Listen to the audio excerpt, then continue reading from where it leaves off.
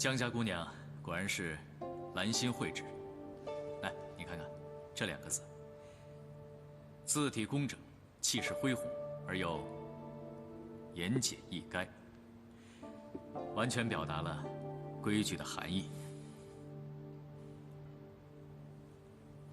怎么，你不以为然吗？奴才不敢。别说不敢，让你说你就说。是皇上。奴才认为，这江家园的确是机灵聪明、善解人意，但刺绣得论真下功夫啊！据奴才所知，论真下功夫，在这些绣娘里面，当属杭景真呐。杭家姑娘杭景真，她自小就在苏州绣室里崭露头角。她谱不离眼，针不离手，她……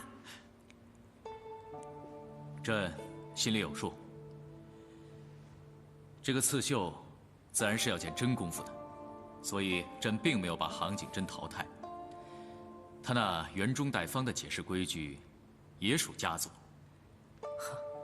明天就看看他们交上来的成绩，谁能入选绣娘，明日自当见分晓。皇上英明，识人适用，奴才不及呀。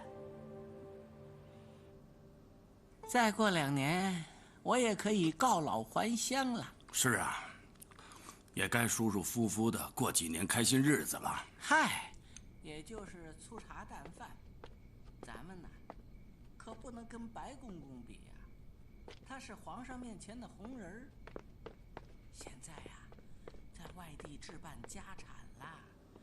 听说啊，连老婆都娶了好几房啦。老婆？啊，哎，他也能讨老婆吗？这不是作孽糟蹋人吗？哎，买了人家黄花闺女，在家过干瘾，这叫生不如死啊！我们呐，可做不出这种事来。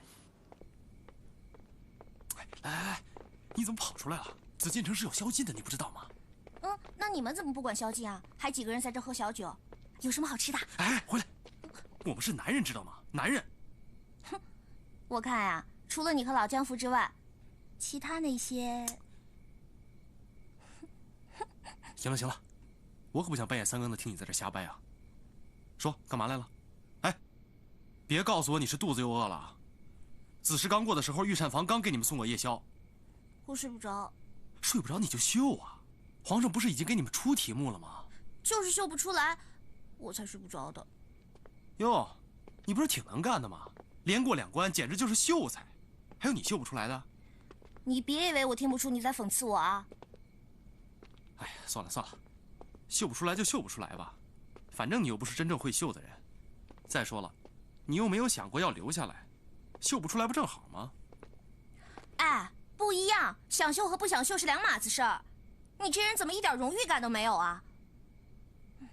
我现在啊，那可是众望所归、最被看好的呢。总不能让人家知道我是真的不会绣，多丢人啊！国泰民安，怎么绣才能国泰民安呢？哎呀，你就再绣上皇上2字，这皇上万岁，准能国泰民安，一通百通，谁敢反对啊？哎呀，我这都快急死了，你还气我？我说的是真的。不行，一招把式不能耍2遍，万一惹恼了皇上，判我个欺君之罪，我不就完了？是啊。怎么办？哎，你先别着急，哎，咱们坐下来慢慢想啊。国泰民安，国泰民安。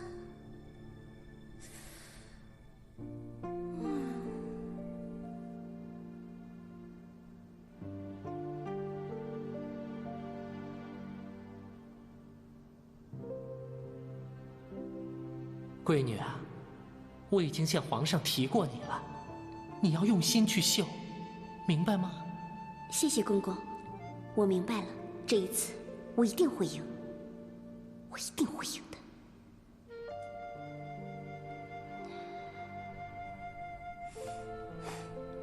好，你想到了？我放弃了。啊？放弃了？喂，你的荣誉感呢？你的自尊心呢？你不是众望所归、最被看好的吗？哎呀，我认输行不行啊？让我绣那些俗里俗气的花开富贵、歌舞升平，我根本绣不好，我干脆放弃算了。哎呀，哎，这认输也是需要勇气的。我爹罚我练字的时候，我写过的，什么大智若愚，大勇若怯。我若怯，我怕了，行不行？这可也是一种大勇呢。我可是很勇敢的。哼！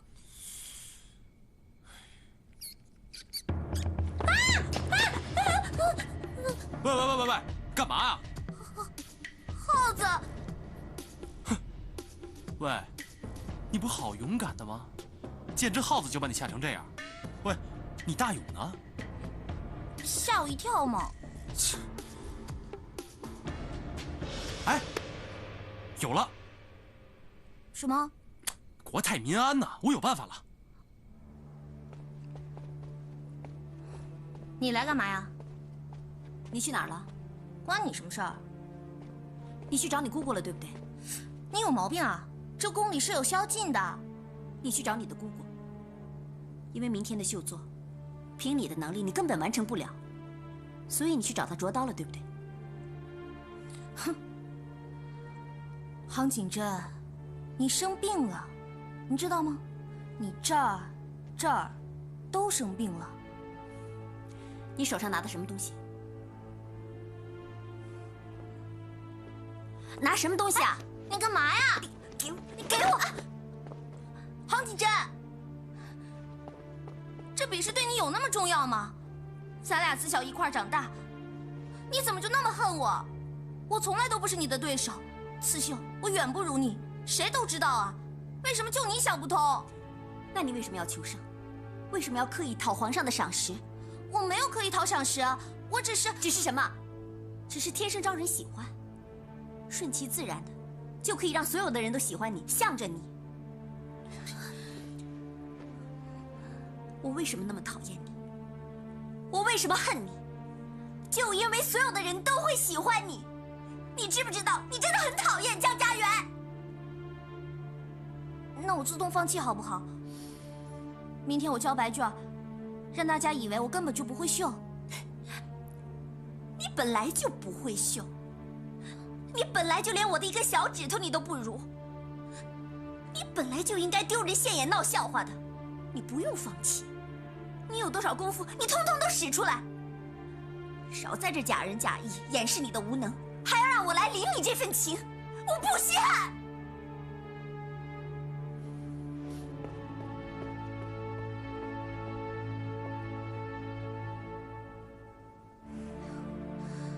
不稀罕，不稀罕还来检查我，切，稀罕的不得了呢。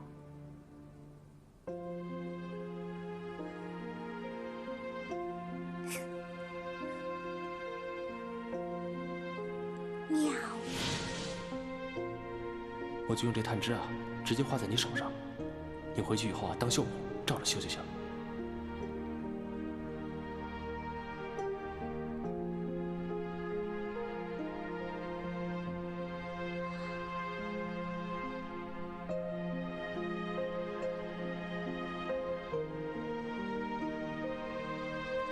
别动啊，痒。忍一下，很快就好。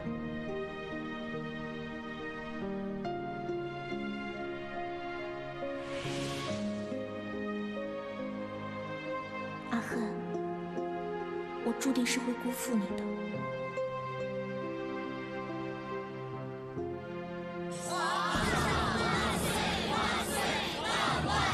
众爱卿平身。谢皇上。直接把杭景真和江家园的绣作拿来给朕看。是皇上，呈上来。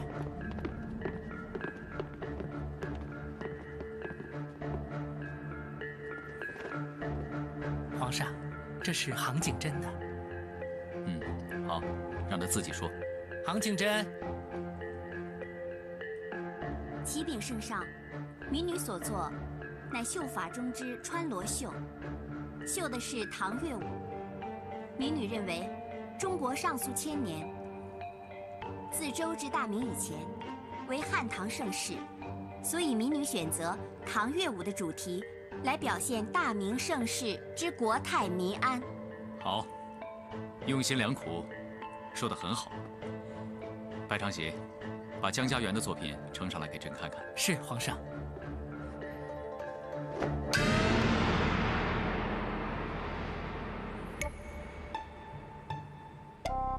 皇上，这是江家园的。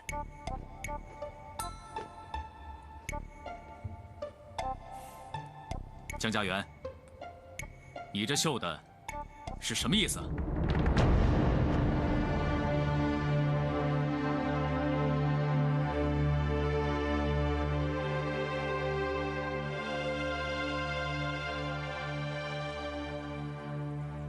肉眼是看不出啊，但在手中一握，这优劣立马分出高下。广州丝还是粗啊，无妨，先混着用。前几批依然在杭州染吧，先别让它在颜色上分出高下。那自然，所谓江南染色胜于杭州。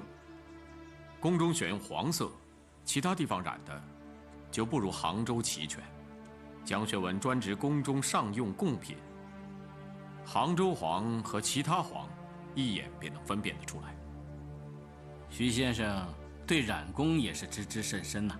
啊，这是以前曾在杭州小住过一段时间，稍有接触。大小姐入宫选绣娘一事，应该是到传家宝回来的时候了吧？此行千里啊，就算有佳音传回，恐怕也没这么快呀。去了有大半个月了。怎么了？想儿子了吧？啊，怎么会呢？哎，你这个孩子教得好啊，认真做事，不多话。过奖了。也不知道为什么，我挺欣赏他的，算是一种缘分吧。他和我投缘。是吗？这孩子傻乎乎的，我还担心他一路来回，会不会得罪大小姐呢？徐先生，你失言喽，怎有来回啊？是只去不回。哦，对对对，一旦大小姐入选绣娘，那就要留在京城宫里头了。哼，我看江学文还能得意多久？也是我府，也出了位宫中绣娘，这很多事情都得重新再谈了。江家园，你胆子实在是太大了，恃宠而骄。你仗着皇上对你的欣赏，你竟敢公然不敬！民女没有，民女不敢呀。还说没有？皇上要的是国泰民安，你竟然绣上几个畜生，把老鼠也绣上，你还不是公然藐视吗？我不是那个意思，我是想把……闭嘴！在圣上面前，你竟敢回嘴狡辩！让他起来说话吧。是皇上，还不起来？谢皇上。朕问你，你所绣的一鸡一犬一猫一鼠，难道不是暗指鼠辈横行，鸡犬不宁吗？回皇上，恰恰相反，这就是万岁爷您要的国泰民安呀。又玩什么花样？这是国泰民安？是啊，花开富贵算什么呀？民生潦倒的时候，花一样得开啊。清明上河图算什么呢？那呀是有钱人家的玩意儿。朱门酒肉臭，路旁仍有冻死骨。唐乐舞算什么？贞观之治，那是以前人的。那你这个老鼠，这几个畜生算什么意思啊？人手里人作乐，人吃得饱都不是难事。民女认为，真正的太平盛世、国泰民安，那得舒服到畜生都祥和了，鸡犬交好，饱足到天敌如猫鼠都侵入一家。简单的说啊，就是好到连猫都不抓耗子了。那上面绣的就是啊。这个就是真正的国泰民安，六畜兴旺了。要不怎么会有“宁做太平犬，不为乱世人”这句古话呢？说得好啊！民生富贵，就连猫都不着耗子了。说得好！说得好啊！白长喜，今天我们可是选中了一个聪明的绣娘啊！奴才明白。你还不谢主隆恩？谢主隆恩，我可不可以放弃啊？恭喜呀、恭喜你家小姐，你家小姐呀、真有两下子。那当然，刺绣世家嘛。是啊，我在宫中的最后2年有家园陪我就再也不寂寞了。是啊，他这一来得10年呢。 10年，留在宫中10年，景风少爷还会等他吗？为何要放弃这份殊荣呢？我要嫁人。大声回话！我要嫁人。就是为了要嫁人吗？是啊，一耽搁10年，待我出宫之时，我都成老姑娘了，到时候谁还要我？那现在就有人要你吗？有，现在还有人要，那是我爹娘为我指腹为婚的亲事。既是指腹为婚，难道他刚悔婚，连10年都不等吗？他是会等，可是……起来回话。谢皇上。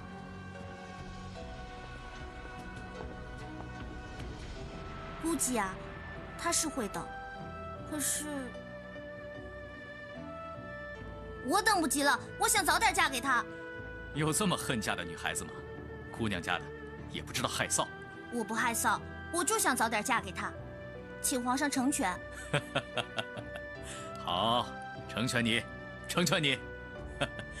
来，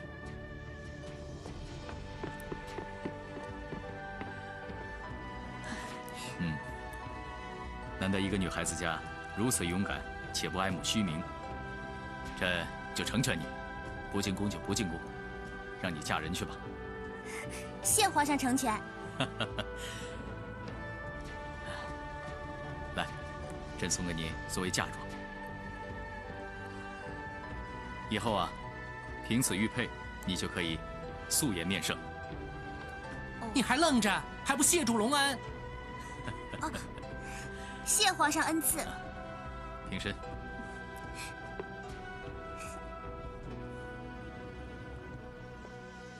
哎呦，我的小祖宗，小祖宗，这是皇上赏赐的东西，你怎么能如此轻慢啊？哎呦，现在是我的啦！哎呦，你正经一点行不行啊？别再惹祸了。不就是块玉佩吗？找找啊，咱们苏州老街上一定有。这可不是普通的玉佩啊，这是万岁爷赏给你的。当时还说了，凭此玉佩可素颜面圣呢。哎，姑姑，这素颜就是不洗脸的意思吗？这不洗脸有什么了不起的？我就经常懒得洗脸啊。真不懂规矩。姑姑，以后啊，谁也不许说我不懂规矩。我可是考过了皇上设的规矩那一关。那是，哎，但是你知不知道啊？得此玉佩，那是多大的恩宠啊！这后宫6院里，有几个贵妃娘娘能被恩准素颜面圣的？哪个见皇上之前，不都得去熏香沐浴，整肃仪容的？这有什么了不起的？我不觉得呀。哎呀，你说你这孩子怎么一天到晚就知道疯疯癫癫的？你这样下去怎么行啊？还当着大庭广众之下说自己为了成婚不进宫，这万一要是传出去啊，还不让人笑掉大牙啊！我是想嫁人啊。你怕什么？杭景峰那吃小子，让他等你一辈子，他都等。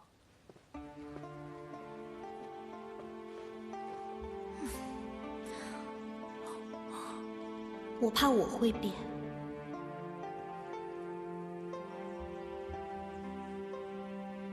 皇上，免议。宁缺毋滥，正官不来，赐印。朕不要。皇上所言极是，奴才遵命。皇上说了，他说今年绣娘一职从缺，别失望。景真，3年后还有机会。这江家园急着嫁人，这宫中绣娘一职，迟早是你的。景真还是要谢过公公。哎，快起来！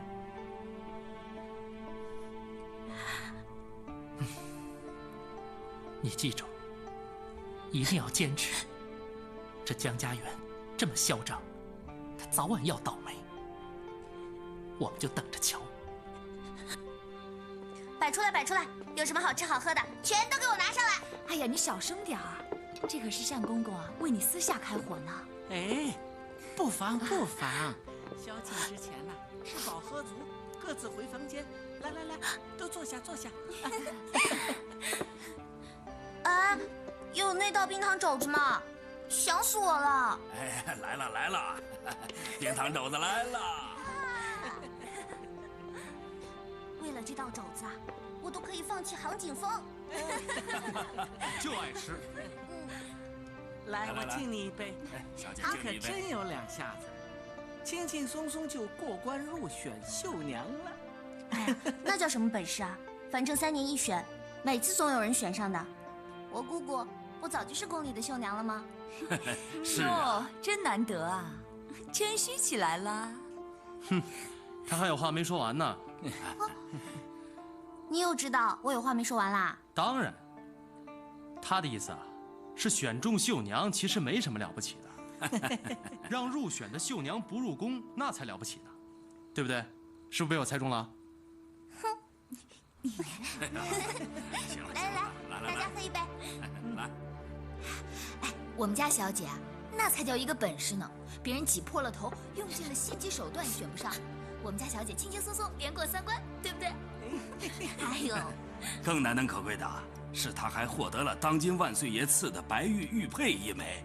嘿嘿，这下可好了，老爷有先帝爷赐的匾，小姐呀也不是弱啊。获赐当今万岁爷赐的玉佩，真是青出于蓝而胜于蓝呐！厉害厉害呀！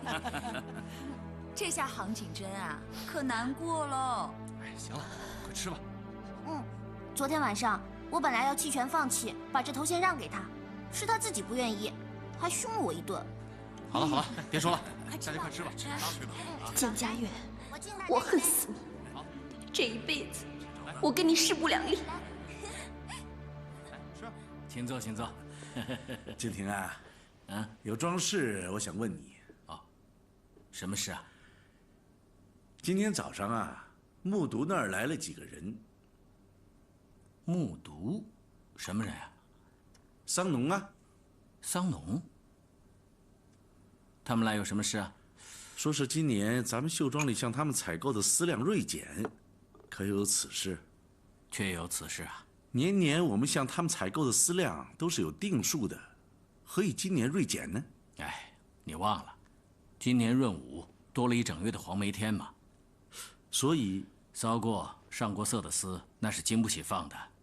天气潮湿，色一退。再加上这样，你这阵子又忙着为圣上赶绣龙袍啊，更得小心，万一稍有不慎，用上了劣等丝，那可不是闹着玩的。所以我就自作主张，暂时先缓缓吧。哎，你看我，我没想到这些。应该啊，我先跟你说一声，下回这种事呢，我一定先向你禀明。快别这么说，别这么说。你脑筋想比我灵光，以后这种事儿啊，还是你说了算。哎呀，怎么了？那些桑农们不高兴了，直接上你那儿告状去了？哎，倒也不是，大家都是合作多年的老伙伴，心中有疑问，便就问到我这儿来了。什么芝麻大点的事都直接上去问你，倒叫我们这些下手挺难做事啊。景亭啊，这么说话就见外了，咱们是多少年的老交情了，啊，有什么上下主从之分呢？你做事条理分明，我不过善绣而已呀。这些年来，若不是靠你多方打点，苏州绣市岂有今日的荣景啊？是啊，你呢善绣，尽管埋头去绣吧。我呢，管外务杂事。咱们兄弟联手，岂止是兄弟呀？不久啊，咱们还是儿女亲家呀，是吧？哎，说到这个孩子们的婚事啊，哎，这婚事啊，等你忙完龙袍以后再说吧。这婚事一办起来，琐碎杂事一堆呀。哎，我怕扰乱了你的心思。静听，怎么我一提这婚事你就推拒啊？难不成你真要退了这门亲事？哎，瞧你这话说哪儿去了？18年前的铁约定，我退得了吗？哎，我们总得要等孩子回来之后才能着手进行吗？这都是啊，嗨，哎，就怕你家景真此去不回，留在宫中了，那你夫妻俩还不得赶赴京城一趟？这一来一回，又得耽搁了。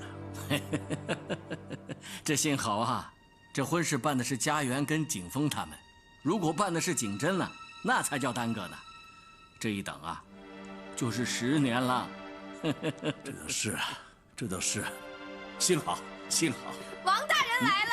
哎呦，王大人，王大人，二位，来，请坐，里面请。好，请坐。王大人说有喜讯。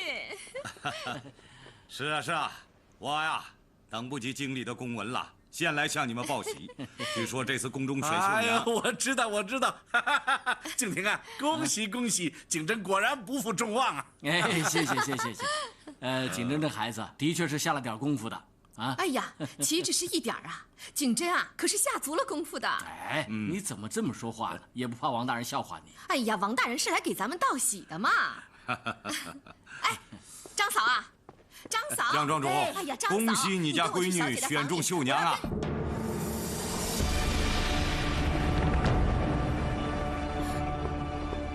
这，王大人，你刚才说？我是说你家闺女江家园拔得头筹，选中绣娘了。江家园，可不就是江家园？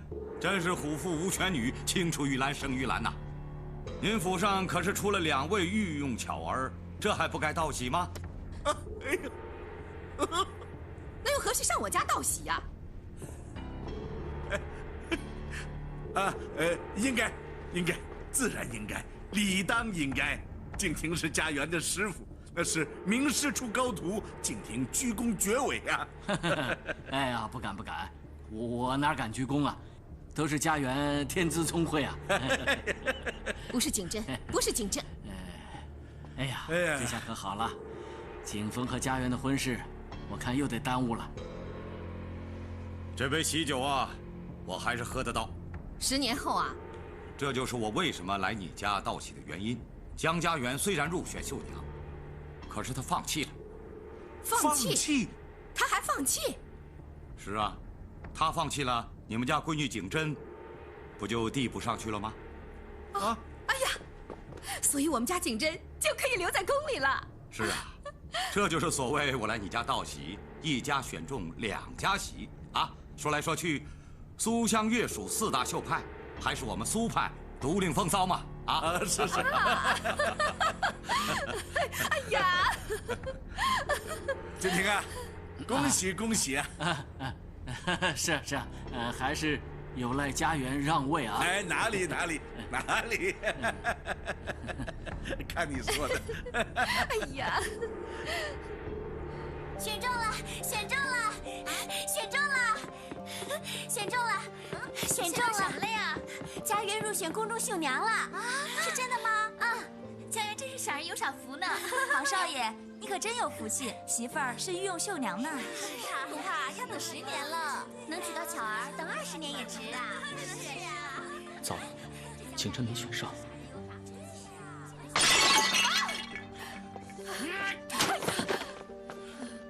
娘，爹的，没有天理呀，真的没有天理呀！怎么选上的会是圆圆呢？那你开心了？您怎么这么说呀？我一听到消息就知道不妙了。要是真的话，爹哪受得了啊？就是真的。那个王知府，他是亲自上门来报的信儿啊。不过你放心，你的老婆呢，一定很快就会回来了，就快要嫁进我们杭家的门了。你倒是想想啊，正所谓造桥修路、施粥赈灾，你打听打听这儿的老百姓，1年3次法会，平时的香油钱，我杭家出手小气过吗？夫人，你说的有道理，您慈心人善嘛。那么结果呢？做功德是做功德，选绣娘是选绣娘，这是两码事啊。比试远在京城，又岂是我们小小一间寺庙做得了主的？哎呀，你现在倒是推得干净利落呀！啊，让我捐钱的时候，你不是信誓旦旦地说你们神灵如何清明，香火鼎盛，直达天庭，你忘了吗？出家人不打诳语，我可是信了你的话，才诚心诚意的上香祝祷，才大把大把的把银子送给你的。杭夫人，您这叫我怎么说呢？收了我的银子，就该应了我的愿。杭家嫂子，你就不要再为难住持了。你捐银子，那也是造福乡里，功德无量嘛。阿弥陀佛。他捐了你们多少香火钱啊？香火钱是不能退的。不是让你们退。这样吧，说个数，我贴给你就是了。这功德簿上还是你家的名字。嗨，我杭家出不起这点香火钱嘛，我是咽不下这口气。哎呀，你这又是何苦呢？跟佛菩萨争什么气呢？住持，您先请回吧，不敢打扰您清修。阿弥陀佛。哎呀，好了，我也知道你心里不舒服。说实在的，我也没料到中选的会是家园。哼，得了便宜卖乖。哎呀，这卖什么乖呀？我们也没占着什么便宜，你们也没吃亏啊。说实话，这最风光的是你们杭家。你想啊，圆圆是你们家的媳妇儿，那以后她就是杭江氏，入的是你们杭家的祠堂，百子千孙传了下去，族谱上记的可是你们杭家出了一位绣娘，这份风光是算不到江家头上的。况且谁都知道，这圆圆是你们家静婷一手调教出来的。谁知道外头的人会怎么想这份功劳啊？你倒说得好听。当然算你们杭家的。你想，他以后可是要给你磕头进门的。想想，堂堂御用绣娘，要给你磕头奉茶呢。这说起来呀，你是最风光的。我们受得起吗？受得起，受得起。你是她婆婆，你受不起，那谁受得起啊？别说庙里香火不灵，那菩萨可是有先知的，他让圆圆中选，好让光彩落在你们家的头上。你那银子啊，没白捐。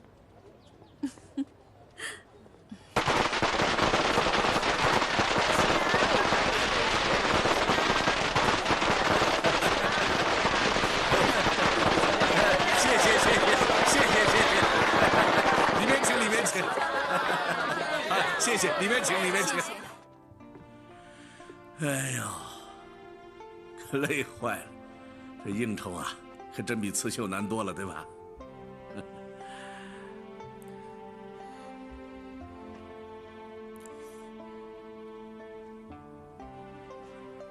还在做梦是吧？啊，连自个儿都不相信。哎呀，你说怪不怪啊？这千挑万选，怎么选也不该是圆圆入选。哎呀，怎么也想不到会是她啊！你这话说的，我女儿啊，这是吉人有天相，鸿福齐天，兰心蕙质。得，你女儿最大的优点就是识相，知道自个儿几斤几两重，绝对没犯糊涂。否则的话，以他的能耐，你想想，针不会拿，线不会分，相不会开，色不会用，他能待在宫中当巧儿吗？有你这种当爹的吗？哼，她是我女儿，我太了解她了。回来也好，早点把婚事给办了。女人这辈子啊，最重要的就是找个好的归宿。这婚事啊，我一定要办得风风光光的。哎，对了，还有圣上御赐的玉佩做陪嫁呢，这可是古今绣娘第一个呀。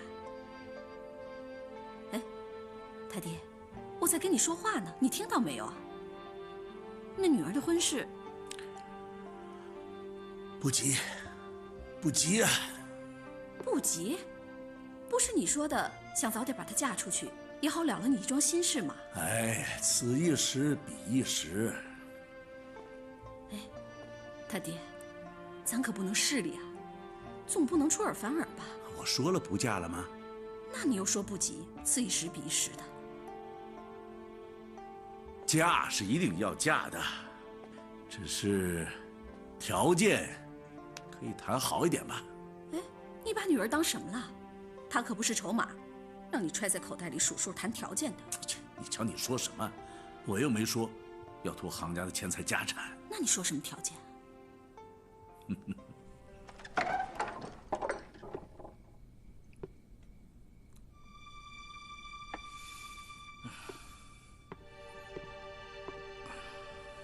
爹，我扶您回房休息吧。来，让开！您累了，回去睡觉吧。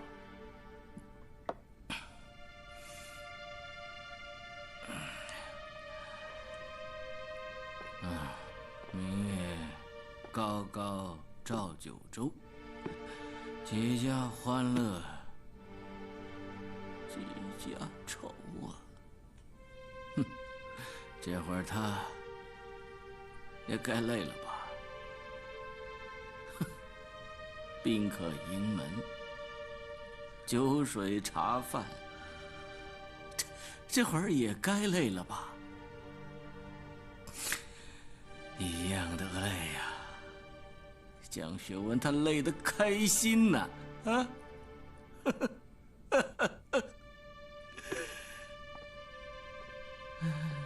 爹，咱们家也可以开心啊，没这么严重。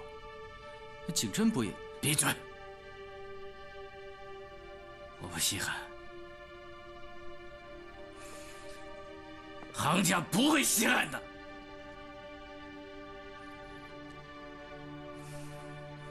他中了，而放弃，让景真去递补，比景真不中更让我难堪。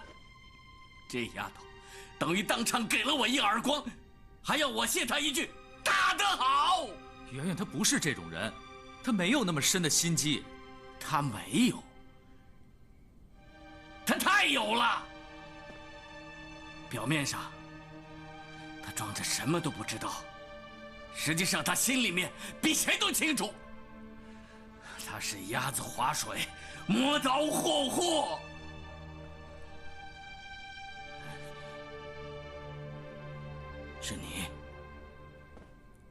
是你暗中教了他，是吧？爹，您在说什么呀？我是您儿子，我教会了他，对我有什么好处？他若入了宫，他不是没有入宫吗？他在比试中胜了。然后放弃，既赢了面子，又挣了里子，给我一耳光，替他爹出了气，回来还可以嫁给你，高明啊！高明啊！您喝醉了，怎么就栽在一个黄毛丫头手上？我杭敬亭的一儿一女，为什么就比不上人家半点聪明啊？为什么你们这么不争气啊？爹，回去睡觉。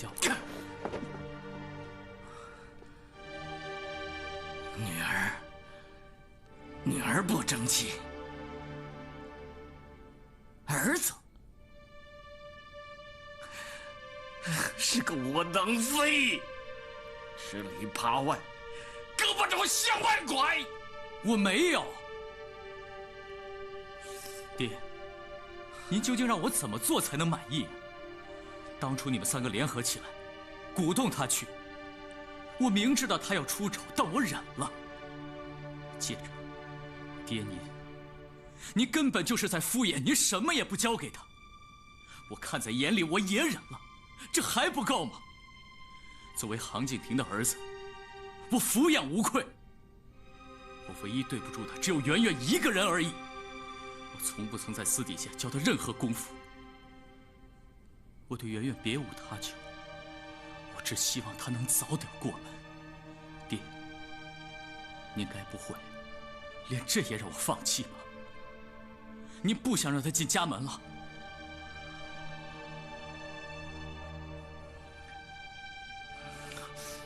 如果有朝一日关系、态势起了变化，你会站在哪边？我站在哪一边？你决定不了吗？爹，我不明白您的意思。我让你明白，你的脚踩在杭家土地上，头顶在杭家的屋檐下，你身上流着杭家的血，你名字冠着杭家的姓，这就是你的位置，你的身份，你明白了吗？我就是啊，要一直是，永远是。我当然是。好，那我会尽快去提亲的。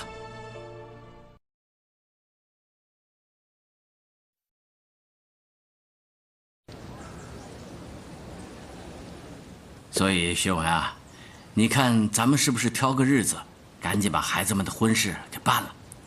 是啊，现在秀娘这桩大事啊，也算是尘埃落定了，该是可以好好合计合计咱们2家大事的时候了。对呀，是啊，是啊。孩子还在路上，还没回来呢。哎，怎么了？日头变了呀？啊？从什么时候开始做子女的谈婚事还得自己来谈啊？那爹娘是干什么用的？哎呀，你看你这人，先听学文把话说完嘛。倒也不是说让孩子来做主啊，总觉得婚姻是一辈子的事，婚姻大事嘛，是吧？总得让孩子知情。什么？他不知情吗？这桩婚事啊，从他没落地的时候就定好了。从他认识杭景峰的那天开始，他就知道她是杭景峰未来的媳妇儿。行了行了，这倒好啊！现在说他不知情了。嫂子，您别发火。这个他当然是知道，整个苏州人人都知道咱2家的关系。那你我是想说啊，这件事呢，多多少少也该听听他的想法吧。或许他想多了在家里1年半载的，或许他想说，多学学厨艺、女工之类的活，免得嫁过去了初学乍练的叫景峰为难。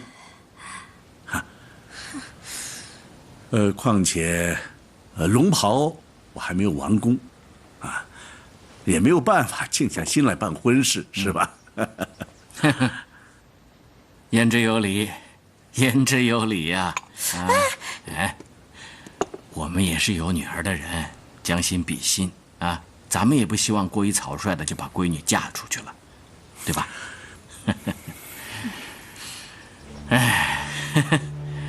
就这样，薛文啊，你全做主，等家园回来，你们爷俩好好商量商量。反正我们家那个傻小子呢，守在那儿，跑不掉的啊！告辞了。好，告辞。慢走，慢走。走吧。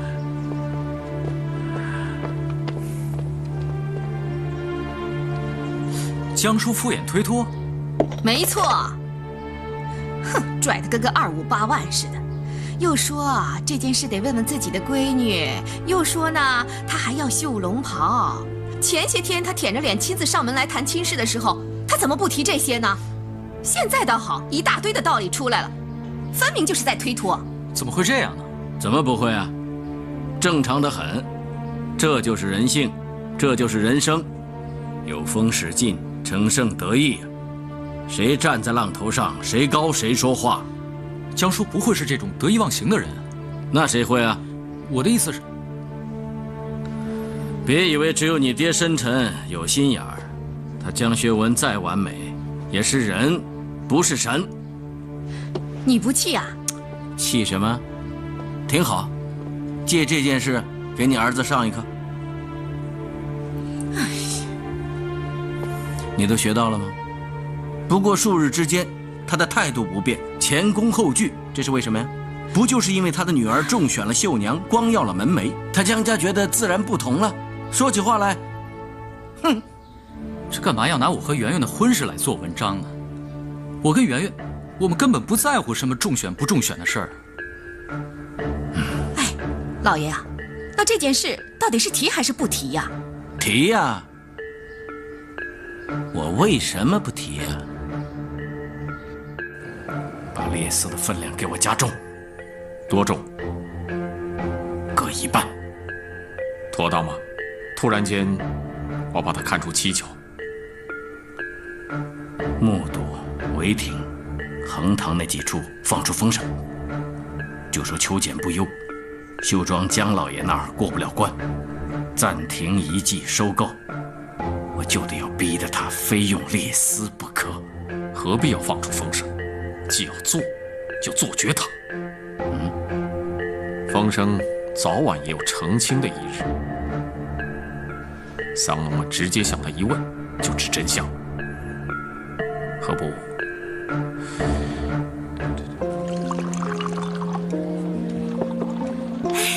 快到家了，这会儿啊，好消息应该已经传遍了吧？你可真风光啊！这可是名副其实的衣锦还乡，开不开心呐？开不开心？啊？什么？问你开不开心呐？哦，开心的吧？哎，你怎么失魂落魄的？这都是你喜欢吃的菜，怎么也没见你动啊？就是他开心了，忘记吃了。哦，我不吃了。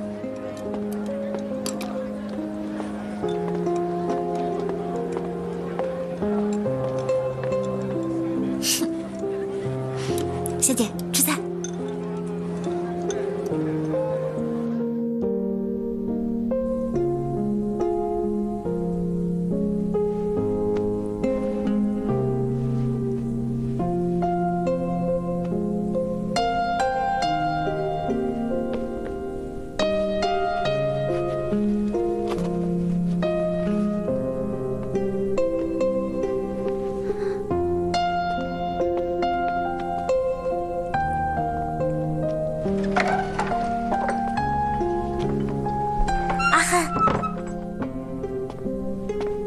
阿汉，睡着了也好，否则我也不知道该怎么说，但是我又不能不说。阿恨，我是不能喜欢你的，因为我要嫁给景风。如果你喜欢我，不是如果，我知道你就是喜欢我，我也不能接受你，你知道吗？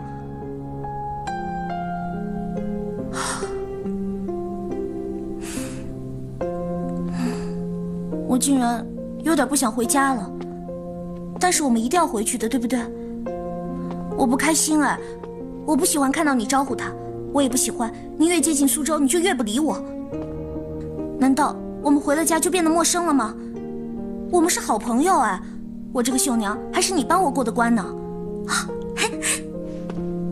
等我回到家呀，我一定要让所有的人都知道，是你徐恨立的功。我的话说完了，你继续睡吧。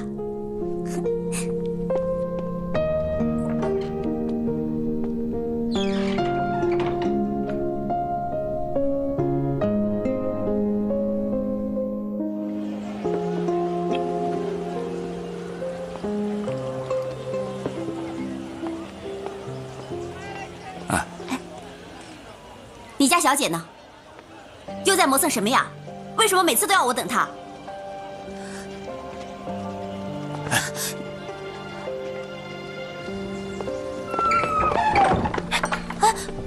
你嘘，你听好了，不能跟别人说是我帮的你啊。昨晚你没睡着啊？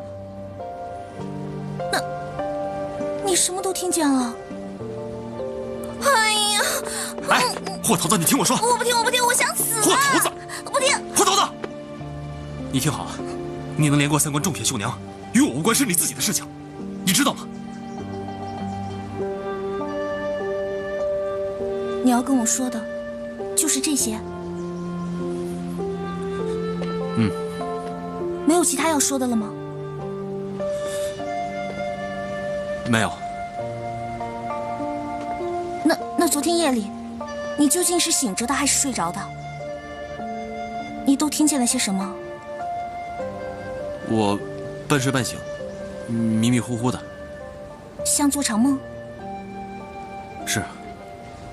像场梦。还好，他没有完全听见。哎，总之，你就跟别人说我没有帮你，我只是护送你进京而已。哎，你明明就有帮我啊，为什么不能让别人知道？我手里哪那么多问题啊？你这人很奇怪，怎么会有人有功不居功呢？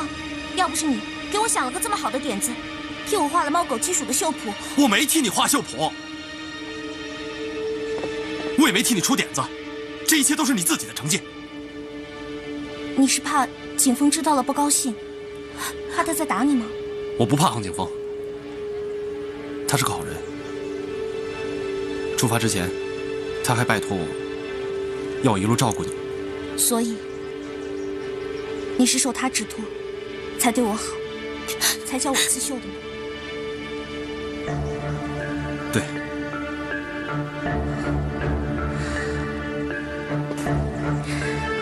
原来如此，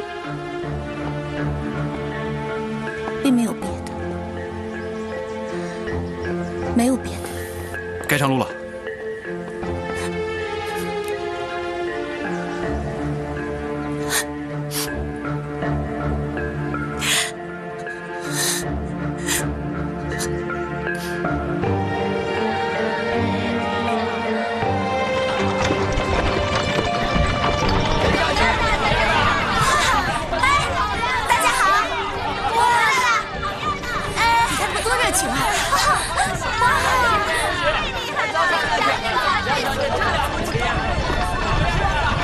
停车！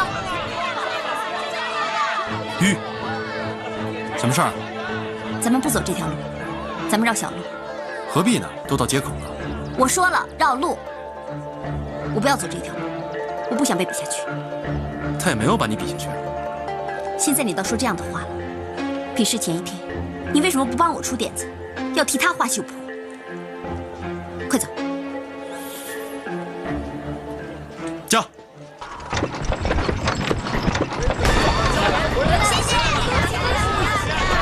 谢谢，我回来了。哎，我回来了。你呀，别太得意了。哟，胜利的时候不得意，更待何时啊？哎，谢谢谢谢谢谢大家。走，快点！谢谢，放开！走，放开我！那不是那个一心求死的吗？小姐回来了！小姐回来了！我回来了！小姐你回来了！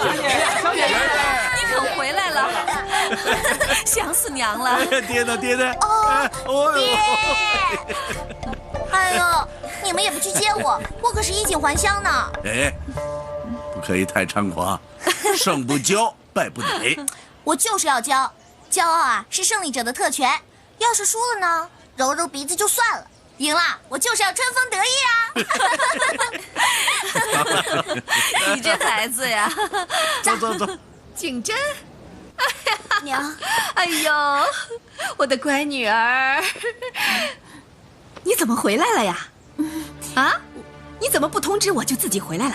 我跟你爹呀，正准备上京城去看你呢。哎，坐坐坐。景真啊，娘问你，你这次回来打算什么时候回去啊？我不回去了。不回去了？你不是递补上了吗？为什么不回去呀？我放弃了。你说什么？我放弃了。放弃了？你脑子有病吗？啊？你知不知道啊？这是一个千载难逢的好机会，得到手的位置，无上的光荣啊！你居然给放弃了！我说你跟人家学什么呀？人家放弃了，你也放弃了。他玩世不恭没脑子，你也没脑子吧？哎呀，你知不知道，我们杭家的族谱上好不容易才出了你这么个绣娘啊！我和你爹也可以上京城去看看你，借借你的光啊！啊！你居然给放弃了！娘，我真的努力了。你努力了还会选不上啊？没本事选上，就不要跟着别人耍帅呀！你去死吧你！你真的没用啊你！你把杭家的光荣白白的放弃了，你没用啊你！你这个死丫头啊！住嘴！你，哎呀，你知道她做了什么蠢事吗？啊，她这个丫头，住嘴！她放弃了，你怎么不？你还说？你打我！哼！爹，是女儿不好，是女儿不争气，我让你失望了。起来，你没错，你做得很好，你就应该放弃，让咱们补，咱们也不稀罕。你呀，你女儿有骨气，你还糟蹋她，你不该打吗？有个狗屁骨气！你还敢往下说？我不活了！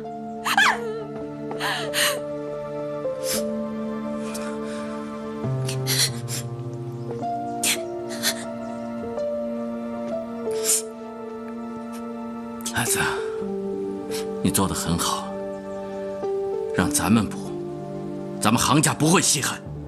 别人放弃的是小船不能重载，你杭景真放弃的是不吃剩饭。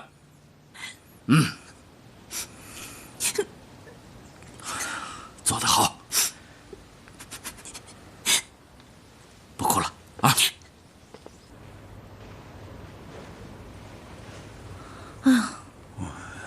好了吧？哎！你看看你这丫头，凭你那点本事，能够入选，那都是老祖宗的保佑啊！磕几个头说声谢谢，你就不耐烦了？我已经谢了很多人了。这回家以后，我这头就没少磕过。先去谢织女娘娘，又谢爹娘把我生得好，现在又回来谢祖宗，明天还要到庙里去谢菩萨。你待会儿还得谢江福和佩云呢。好，我现在就去谢。哎！啊！你看看你这个女儿。我女儿怎么了？我女儿就是好。哎，其实啊，真应该谢的是她，要不是她呀，哎呦，如见圣上，谢主隆恩。哎，你们干嘛呀？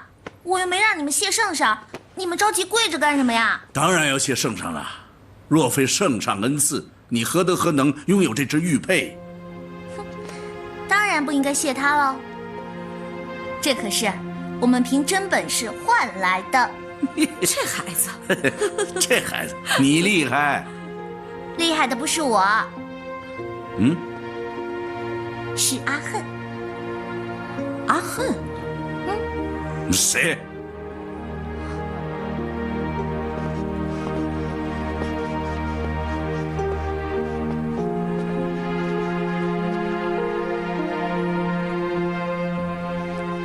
其实我可以向我爹举发你。这一路上，你一直都在帮江家园。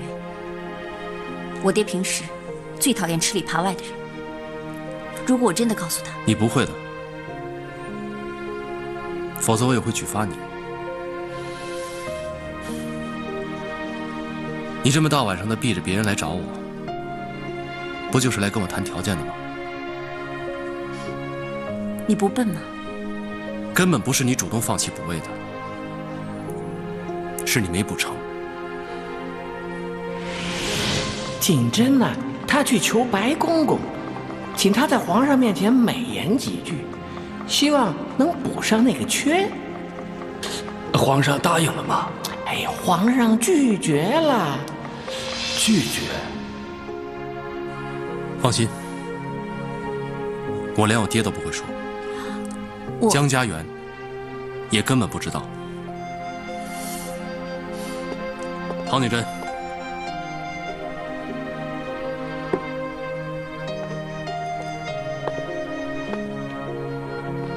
你这样活得不累吗？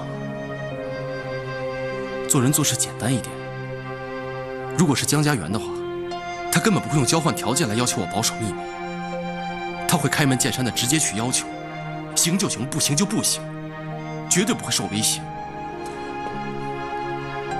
可我不是江家园，天底下有几个人能够像他那样活得那么潇洒？如果他生在我们家，他不可能活得那么自在。什么样的父母，什么样的家庭，也没得选。就算你不像他那样，你也可以不像你现在这样。你的个性实在是让……你以为我喜欢吗？我喜欢被人讨厌，我喜欢不受欢迎。难道你没发现，我爹和江学文这一辈子都在比吗？因为我是杭敬亭的女儿，注定了我不能像其他人一样，撅着屁股去跟随江家园。这是宿命，从我生下来那一刻，就注定要被比较。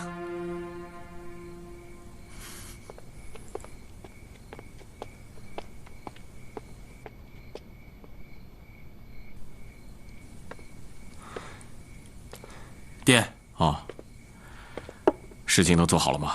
啊，都做完了。你大了，不把爹的话放在心里面去了。没有，爹。我不是告诉过你吗？少惹事儿，少参与他们的事儿吗？我没有啊。谁让你陪他们去京城的？是杭老爷叫我陪着去的。是你自己心里面也想去的吧？你想陪江家那个丫头？爹，你是我一手带大的，我会不清楚？你绝不会冲着杭景真去的。你为的是江家园。没人照顾他，而且暗地里，杭家老欺负他。关你屁事儿！就算他们欺负他，又怎么样？只准他们江家欺负人，就受不得别人半点欺负？他们也没欺负人啊。你懂什么？我就是不懂啊。你要告诉我，我不就懂了吗？早点睡吧。明天上午我还要出远门。哎，爹，为什么又要出远门啊？说了你也不懂。你老不说，我当然不懂了。有些事，不懂是福气。我真的不明白，为什么我们有那么多不能说，那么多不能触碰？难道我们有那么多不可告人的事吗？我们的身世不能说，来历不能说，我们好像就是个没有根、没有过去的人。爹，我们的背景真的这么不堪吗？有一天不用你开口说，自然每个人都会知道。哪一天？要等多久？不会太久了。睡吧。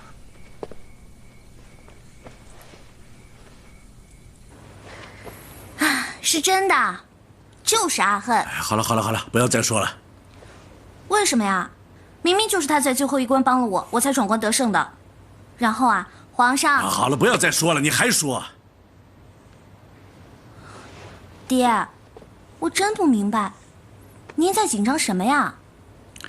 就是他帮我啊，本来谁都知道我没多大能耐啊。这谁帮都可以，就他帮不可以。为什么？是啊，他爹，为什么呀？他脑子不清楚，难道你也跟着犯糊涂吗？敬亭教他，景峰帮他，这都说得过去。结果现在呢？现在我堂堂江学文的女儿选中绣娘，居然靠的是一个18岁的门外汉帮的忙。你说这事要是传出去的话，我还要不要做人呢？哎呦，哪有那么严重啊？你不怕丢脸，我还要脸呢。好了，圆圆，我告诉你啊，这事儿就到此为止，不要再提了，只当没有。怎么可以这样？爹，你自己以前还说的，点滴之恩当涌泉相报。现在我们受他的可不是点滴之恩，怎么可以当没有呢？怎么样？他邀请你了吗？他可是提了什么条件？他没有提，自己不提，还不让我提。你们还提防人家呢，人家根本不想邀功，再三叮嘱我，让我回来也不许说。是吗？哼，没那么简单吧？就这么简单。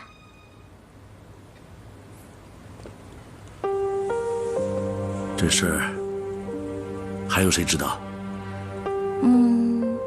除了你们，还有天知地知。你这个既然人家也不愿意提，我们当然就要配合他。没这回事，有什么好配合的？这话要是传出去，没有人会相信，只当是个笑话。他要是有那么大本事的话，何必去祈求人家？他父子俩自己开个学堂不就得了？哎，就这样，把他忘掉，没这回事。是啊，是啊，你们俩还真会自欺欺人啊！行，随便你们，我该说的都说了，信不信随你们。哎，圆圆，要听你爹的话。话我是听见了，但你们的想法可不能左右我。哎，圆圆，你可千万别乱来啊，别让爹丢脸，好吗？是啊，圆圆，你要顾及你爹的面子啊！哎呀，你们一辈子都活在面子里。哦，面子有那么重要吗？本来你们根本不指望我选上的，那时候不怕丢人了。现在我选中了，反倒怕我丢人了。哼，真不懂你们。哎，圆圆！哎呦，我快困死了，我回去睡觉了。这孩子该不会乱来吧？应该不会吧？这点分寸，他还是应该有的。哎，给我吧，谢谢啊。走。哎，去哪儿啊？跟我走就是了。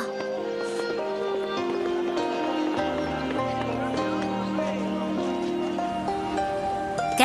干嘛？这玉佩你也有份啊？这我不能要。又没说送你，你紧张什么呀？我绝对不会让你吃亏的。既然是我们俩合力赢来的，就表示它属于我们俩共同拥有。我想好了，上半年搁我这儿，下半年搁你那儿。现在呢，你拿回去，跟你爹献宝。哎，我不要。喂，这东西有那么不值钱吗？这可是皇上恩赐的呢。昨天我爹啊还跪着给他磕头呢。你把它当垃圾？这是你的，我不要。不要？真不要？可以素颜面圣哟，不洗脸就直接见皇上。只有你天天不洗脸，我们可每天都得洗。算了，不要拉倒，明明是个宝，你还不稀罕。放你那儿就好了，你稀罕就行了。其实啊，我也不怎么稀罕啊。要我说啊，还不如赐我1年的冰糖肘子，那还来得稀罕些。你就想着吃，没准吃个大胖子，看谁还要你。还没等我吃胖呢，已经没人要了。怎么了？杭景峰？他死了。你胡说些什么呀？昨天回来到现在，他连个人影都不见。本以为他会到街上迎我，他没有；回到家没有；早上起来到现在还是没有。他不是死了是什么？你也替他想想啊，你家风光他家落，他哪有心情到大街上迎你啊？就算有了，也得避讳着点儿。这有什么好避讳的？如果今天换成是他风光，我会比他还开心。我呀，会站在大街上等着他，让他一回来就看到我。我会让所有的人都知道我多么的以他为荣。江家园，不是所有人都像你这样啊。其实每个人有每个人心里的包袱，每个人有每个人必须要面对的人情世故。不是人人都能像你一样率性洒脱、敢爱敢恨的。如果连爱和恨都不敢了，那我们活着干嘛呀？我又没有要他精忠报国上战场，我也没有让他金榜题名去考状元。我只要他明明白白的表示他爱我，有那么难吗？哎，爱我江家园需要这么大的勇气啊！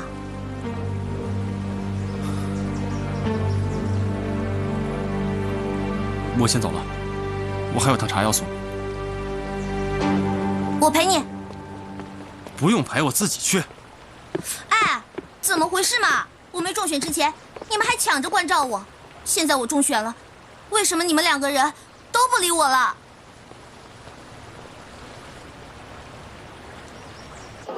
不理就不理，有什么了不起啊？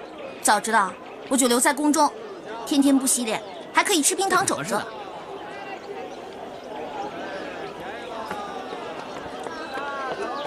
到河边见。站住！转过来，看着我。你小点声，到老地方去。干嘛小点声？我告诉你，从现在开始，这里就是老地方，大街上。你别闹了，圆圆。谁跟你闹啊？干嘛呀？跟我见面为什么要偷偷摸摸的？有那么见不得人吗？哼，全苏州谁不知道咱俩是定过亲的？大叔，你知不知道我以后要当他媳妇儿啊？真的？知道啊。对了，恭喜你啊！哎，这位大叔知道吗？他呀还没娶我呢，不过马上就要娶早晚的事，别着急啊。你耍够了没有啊？你避什么嫌啊？这个时候你……这个时候是什么时候？跟1个月以前有什么差别？不过就是我选上了景真没选上嘛。就因为这个，你连见我都不敢光明正大了吗？你当然觉得没什么，可我家觉得很没面子。面子？你们都看重面子，我看重的是里子。我知道我要什么，我在皇上面前我都敢说，我要回来嫁人。你真这么说的？我就是这么说的，不信啊，去问你妹妹。我还以为你绣工不行，不敢留在宫里呢。有什么不敢的？我想说什么我就说，我想拿什么我就拿。我要是爱谁啊，我就让全天下都知道。哼，光天化日之下拉着徐恨就走，让所有人都知道了。你别找麻烦啊！我找什么麻烦？我亲眼看见的。敢在你家绣庄门口邋遢，就不怕被你看见？你也顾顾我的面子，好歹你也是我的媳妇儿。现在知道我是你媳妇儿了，那我昨天回来的时候，怎么不见你在大街上嚷嚷？哎，那是我媳妇儿，真是好样的！小点声，小点声，连话都不敢当街说，就怕你爹你娘没种。够了吧，圆圆，何必得理不饶人呢？风头你也占了，光彩你也享了，让条路留点余地给我们家不行吗？还你爹你娘的，那以后也是你的公公婆婆，你就不怕？我不怕，你答应过我的，你说过，我嫁过来以后，什么事儿你都绝对站在我这一边的，你不许反悔，我可都记住了。现在要反悔的不是我，是你爹。啊？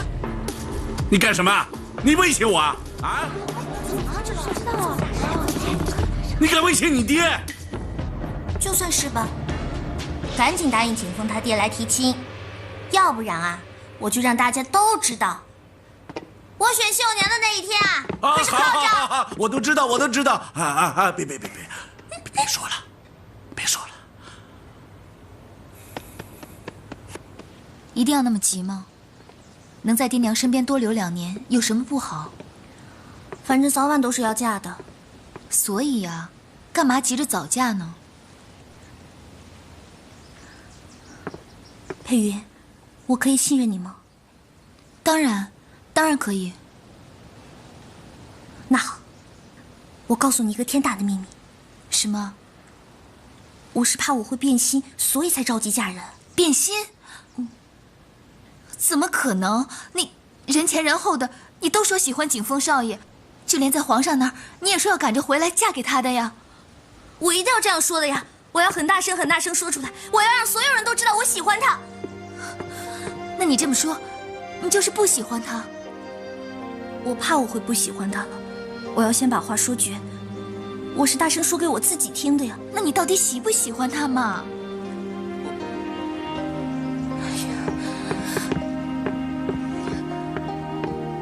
这个时候，对每个人都很重要。你一定要清楚，你心里到底喜不喜欢他。你不能……哎呀，你不要逼我。有这么难？喜欢一个人，你心里会不清楚？有这么复杂？所以我才想把它弄简单，不是吗？干脆我早点嫁过去。嫁给了他呀，我就一定要喜欢他了。你怎么可以这么轻率，这么不诚恳？怎么会？我把我自己后半辈子都赔进去了。你说你这叫赔？你不喜欢他，你又嫁给他，这对景风少爷不公平。他娶一个根本不爱他的女人过一辈子，你不能这样。行了，别说了，你是帮他还是帮我呀？我看是你比较喜欢他吧。我是帮理不帮亲，爱情有什么道理可言啊？你懂爱情？我懂的。如果有一个人，让你天天想见到他，见到他的时候，又想依偎他，开心的时候想跟他分享，寂寞的时候也不怕，总有他在，在人群中听到的只有他一个人的声音。你在做什么梦？没有这个人。有的，要有啊，也是景风少爷。你说的这一切，只有他能做到。你呀，就是身在福中不知福。所以我不就让景风家赶紧来提亲了吗？不管怎么样，别辜负了他。总有人会被辜负。我用我一生的幸福，去实现当初的一个诺言。我没有对不起任何人。这是干什么呢？都老朋友了，天天见面的，用得着这么客气吗？是啊，坐。好。哎呀，快倒茶。你们呀，太客气了。哼，不客气行吗？不然提亲又该被拒绝了。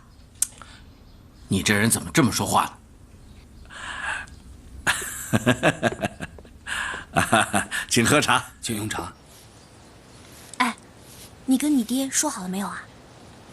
那还有什么好说的？18年前在肚子里不就说好了吗？谁跟你说这个呀？